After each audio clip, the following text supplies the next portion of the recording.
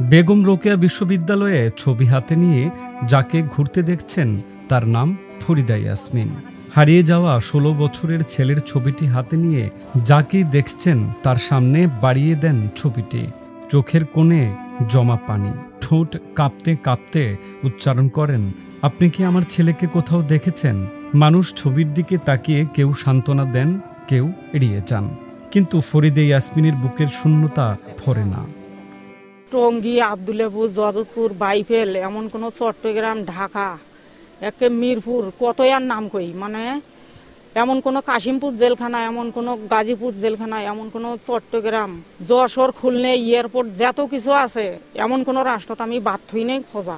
গাইবান্ধার সুন্দরগঞ্জ উপজেলার কালুক সর্বানন্দ আনন্দবাজার গ্রামের নুরু ও ফরিদা দম্পতির ১৬ বছর বয়সী একমাত্র ছেলে ফরিদুল ইসলাম।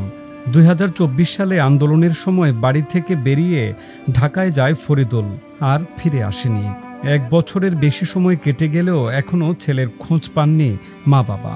এই ঘটনায় সুন্দরগঞ্জ থানায় একটি সাধারণ ডায়েরি করা হয় পরিবারের পক্ষ থেকে। খালি পাগলের মতো ঘুরতেছি, যাই জেনে কয় সেনে, না হলে ১০১ বার এই ১ বছরকার মধ্যে আমি ঢাকা চলে গেছি।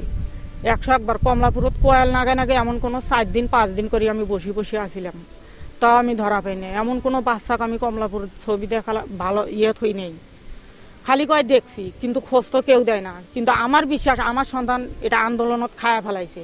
ছেলের বয়সী কাউকে দেখলেই বুক কেঁপে ওঠে ফরিদার। দূর থেকে ছুটে যান, ডেকে ওঠেন ফরিদুল। মুহূর্তের জন্য মনে হয় এই তো তার সন্তান ফিরে এসেছে, কিন্তু কাছে গিয়ে দেখেন ফুল। চোখের জল ধরে রাখতে পারেন না। প্রতিবারই বুকের ভেতরটা যেন আরও একটু ভেঙে যায়। কাঁদতে কাঁদতে যেন শুকিয়ে গেছে চোখের জল। এই যে মেলা কলেজত আইস, মেলা চল দেখম, কলজা খালি মরমর করে, কলজাটা আমার পুরে খালি। মানুষের আরো কিন্তু বাচ্চা গেছিল আমার ওই জায়গাত, কিন্তু তখন আমার কলজাটা তিত্তির আছিল, কিন্তু কলজা আমার নড়ে নাই। এবার আমার কলজা একবারে কাটা, মনে হয় গোড়ার মধ্যে কলজা কাটি দিয়ে থুইছে। ছেলেকে না দেখতে পাওয়ার যন্ত্রণা যেন বুকের ভেতর আগুন হয়ে জ্বলছে।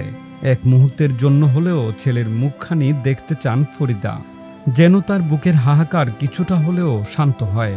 ছেলের মৃত্যু হলেও দেখতে চান এক নজর, আর সেই অনন্ত প্রতীক্ষা নিয়ে দিন গুনছেন ফরিদা।